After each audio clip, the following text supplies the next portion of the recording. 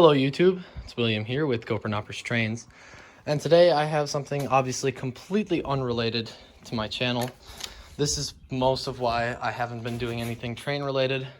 Also, that thing right there, it was running when I bought it, but long story short, we're down to the case right now. But anyways, these are the reasons why I haven't been posting videos lately.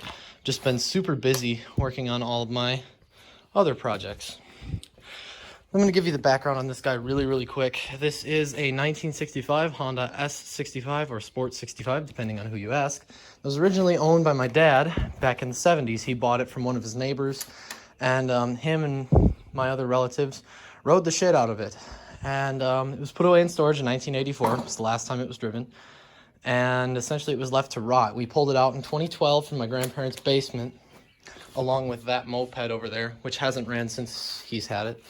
But essentially the entire engine was completely seized, carburetor gummed up and destroyed, transmission was in terrible shape. So this around, I guess 16 months ago, I would say, about a year and a half, little less than, I decided to drag this thing out and set myself the task of restoring the thing. So first, I completely disassembled the entire bike, all the way down to the frame, sent away the frame, tank, and basically everything else to be professionally powder coated and painted.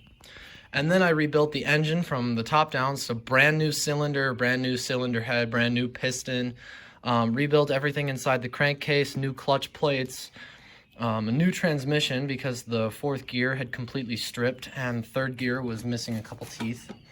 Bought a Kickstarter for it, bought a speedometer, a couple other things. I made my own pilot lights up top out of parts that I found at O'Reilly's. New cables, of course, and then a carburetor rebuild kit, so it's got new jets and mostly new brass pieces in here. So I just recently finally got everything dialed in, and I'm not going to run it on camera here today, but I am going to include a bunch of shots and videos that I took of the thing running while I was on it. And quite frankly, I'm really pleased with how it's turned out so far, given that we got the bike for free. The rough cost of the project was relatively low compared to what I was expecting. I don't know exactly off the top of my head how much it cost, but I know it wasn't that expensive. And I'm also going to include a couple pictures of some advertising material that I have inside the house that I've accumulated.